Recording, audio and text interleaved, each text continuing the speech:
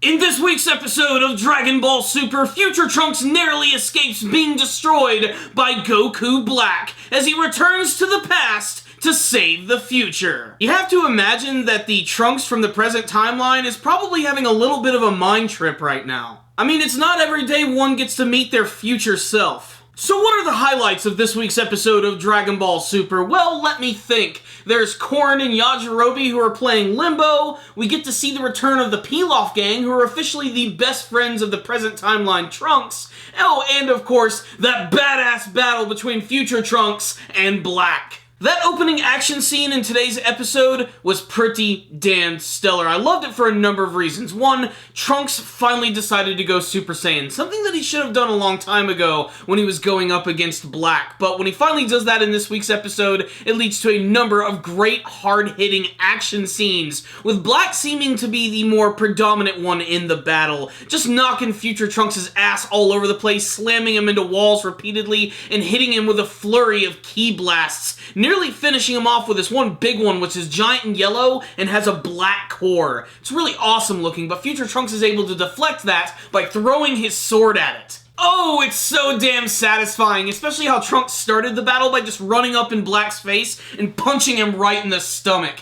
It doesn't even make Black flinch. It is also worth noting the way Black talks makes it seem as if he himself is not a Saiyan, despite the fact that he does have the form of Goku, leading me to believe that he's some sort of weird beast that can transform into a lot of different forms. There was a lot of evidence to that in the previous episode when you saw him hanging out behind the clouds. Hell, one of his hands actually looked like a Jack-in-the-Box hand. Don't believe me? Go back and watch the episode. Clearly, there's a lot that we don't know about this character quite yet. I'm sure it's going to have some sort of connection to that Supreme Kai, but this is all speculation at the moment.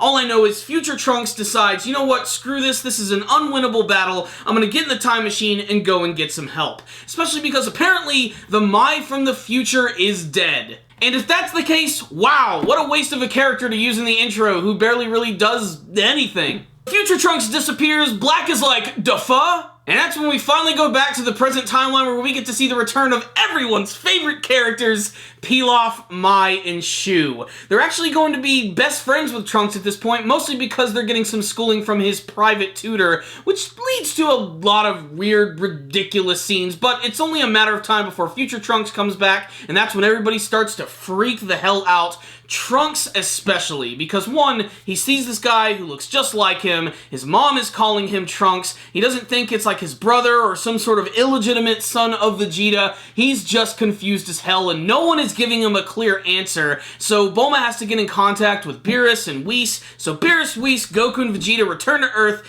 give Future Trunks a sensu bean courtesy of Korin, and Korin and Yajirobe are just doing what they always do, which is probably just getting drunk and playing board games and eating sensu beans, except now that they're doing Limbo, because why the fuck not?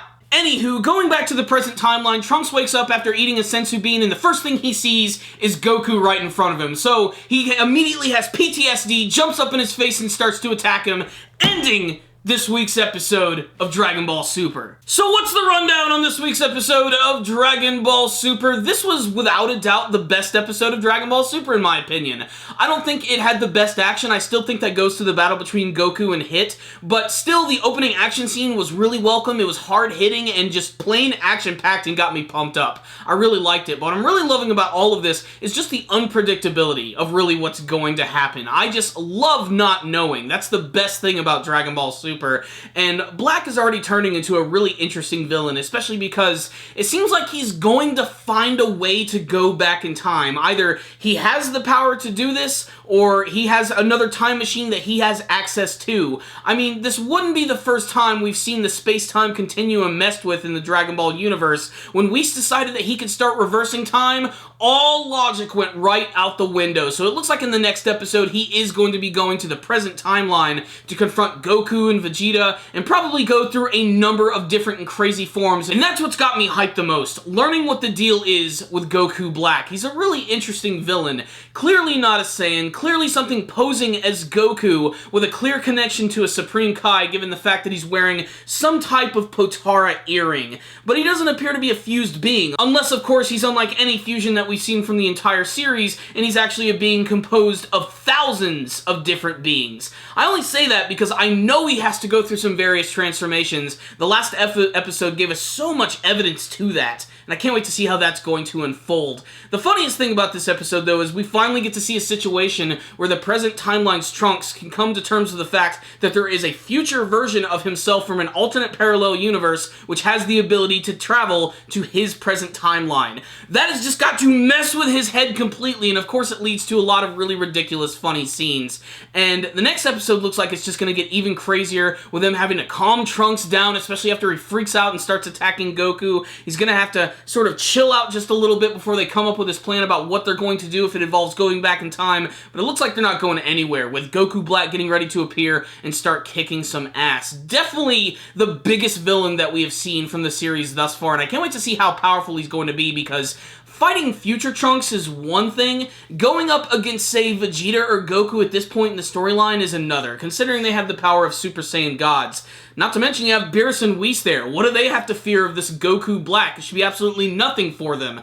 But who knows? Goku Black might be the most surprising villain that we've seen from the entire series. He's already demonstrated that he's got really great fighting skills, and the fact that he might be able to transform into other things really gives him an edge in battle. So I can't wait to see more from that character, and I can't wait to see all the other characters who are going to get involved in this arc as well. It looks like there's only going to be one villain. I don't think he's going to have any like henchmen or anything, and again, leading me to believe, what the hell is this thing's motive in the first place, aside from just destroying everything in sight and just wanting to eradicate all of the Saiyans, Trunks in particular. So this was an exciting episode of Dragon Ball Super with a lot of high-octane, kick-ass action that you would expect from the series, as well as some great funny moments and a great cliffhanger ending leading us into the next episode. So you gotta check out this one right here. I'm gonna give it a 5 out of 5. I loved this episode. So far, this has been my favorite arc from the series. Even with the Pilaf gang, it's good. They're managing to incorporate them in the story in a good way, and they're actually turning them from villains into good guys.